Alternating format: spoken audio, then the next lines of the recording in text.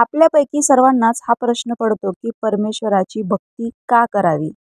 या जगात दोन प्रकारची माणसं आहेत. एक म्हणजे या चराचर सृष्टीच्या निर्मात्याला मानणारी अशी आस्तिक, आणि दुसरी म्हणजे त्याच्या अस्तित्वाविषयी शंका घेणारी किंवा त्याच्यावर विश्वास नसणारी अशी नास्तिक. हे दोन्ही प्रकार जगातल्या सर्व जाती धर्मात आढळतात. प्रस्तुत लेखात आपण फक्त आस्तिकांविषयी बोलणार आहोत. विशेषतः आस्तिक देवाला किंवा परमेश्वराला का मानतात याऐवजी आपण त्यांनी त्याला का मानावं, त्यांची भक्ती का करावी याबद्दल मी माझं थोडक्यात मत मांडणार आहे. आस्तिक मानतात की ह्या सर्व सृष्टीवर परमेश्वराची सत्ता चालते. त्याच्या मर्जी किंवा इच्छेशिवाय झाडाचं पानही हालत नाही. पंचमहाभूते त्याला वश आहेत. मग आपल्यासारख्या क्षुद्र माणसाची काय कथा. पण त्याचबरोबर एक मतप्रवाह असाही आहे की प्रत्येकाचं नशीब हे ठरलेलं आहे आणि ब्रह्मदेवही त्यात काही बदल करू शकत नाही. मग त्याची भक्ती कशाला करायची. एका दृष्टिकोनातून बघता हे म्हणणं काही अशी खरं आहे. आता आपल्यासमोर दोन गोष्टी आहेत. एक म्हणजे या जगाचा जो कोणी निर्माता किंवा परमेश्वर आहे त्याच्या मर्जीनुसार सगळं घडतं, आणि दुसरं म्हणजे प्रत्येकाचं नशीब हे ठरलेलं आहे. मग असं असताना त्या विश्वनियंत्या परमेश्वराची भक्ती किंवा पूजा आपण का करायची. जे विधिलिखित ठरलेलं आहे तसंच जर घडणार असेल तर त्या देवाची ही इतकी देवळं माणसांनी कशासाठी बांधली.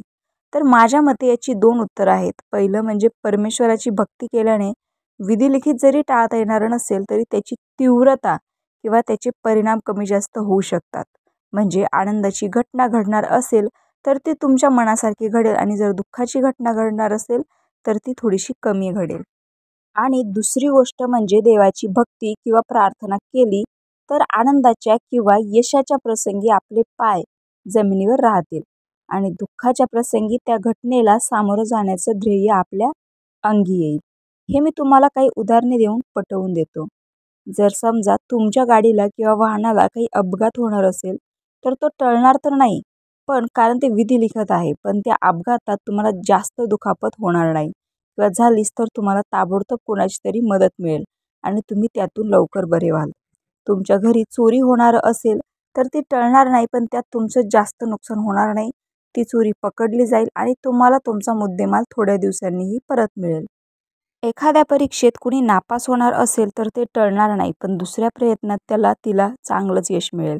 तुमची नोकरी जाणार असेल तर ती जाईलच, पण थोड्या दिवसात तुम्हाला दुसरी चांगली नोकरी देखील मिळेल, किंवा एखादा उद्योगधंदा करण्याचं सुचेल आणि त्यात तुमचा चांगला जम बसेल. अशी अनेक उदाहरणं देता येतील. अशा प्रकारच्या प्रसंगात जर तुमची देवावर श्रद्धा असेल तर तुम्ही आशावादी राहाल.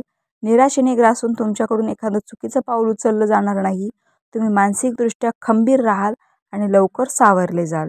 मी वर उल्लेख केलेल्या उदाहरणापैकी एखादी दुसरी घटना तुमच्याही आयुष्यात घडली असेल, ती आठवून तुम्ही यावर विचार केलात तर तुम्हाला माझं म्हणणं नक्कीच पटेल. ही सगळी उदाहरणं वाईट प्रसंगाची झाली. आता आनंदी प्रसंगाचे उदाहरण द्यायचे झाले तर एखाद्या परीक्षेत तुम्ही उत्तम गुणांनी पास झालात तरीही त्याची हवा तुमच्या डोक्यात जाणार नाही. त्या गुणामुळे तुम्हाला चांगली नोकरी मिळेल किंवा आणखी पुढे शिकण्याची संधी मिळेल. तुमची आर्थिक परिस्थिती उत्तम असेल तर इतरांना मदत करण्याची तुम्हाला इच्छा होईल.